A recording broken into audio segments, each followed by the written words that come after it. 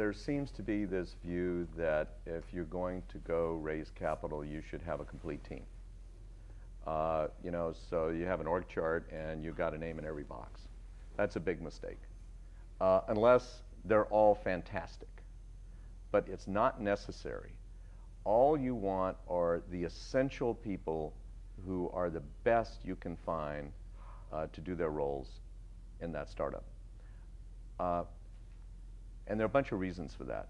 First is the reason you're going to a professional venture capital firm is you want their help besides their money. There are a lot of people who will invest in a good company, but you want their help. And one of the biggest areas venture capitalists can help you with is recruiting. We love to recruit. That's what we do. That's our favorite thing to what we do with a young company.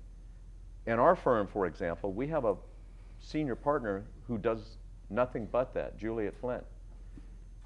We decided to hire someone to organize this whole process for us 5 years ago. And so what we did is we looked at, in the entire world, who is the executive recruiter who we work with the most. So we went back and ran the stats for the prior couple of years, and it's Juliet Flint. And so we went and convinced her to come join us as a partner, and she runs this whole process. She keeps a whole database of great people for CEO, VP Engineering, VP Manufacturing, VP Ops, Sales, Marketing, R&D, Chief Scientific Officer, all this stuff.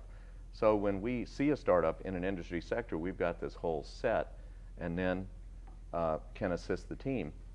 And so you don't need all that. And a second reason is that if what you've done is you've put together what you thought would look really good because it's got, you know, it's got one of every type, what you may have done is you've compromised. And it's so much easier to hire someone into a team than to replace somebody.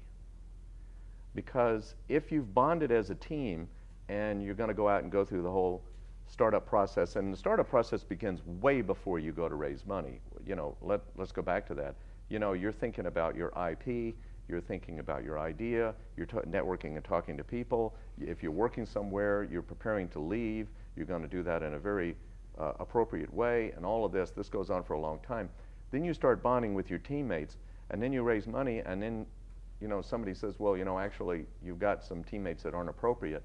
That's bad news for you, and not only that, it's very painful to replace them. So what happens is you tend to not, and then it goes on for a long time, and then you've harmed the enterprise.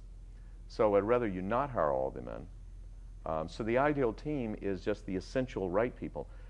So Larry and Sergey, when they were starting Google, they had very few people. The smart thing they did is they only had the people they essentially needed for the task at the time to address the white-hot risk.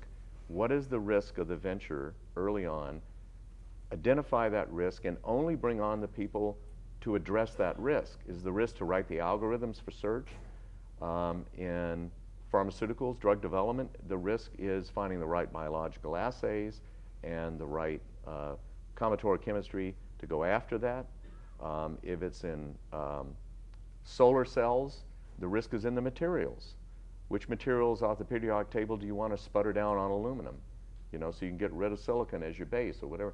It's this. So that would be, you wouldn't need a marketing person if you're making solar cells at the beginning, right? You need manufacturing and materials experts. So that's how I do it.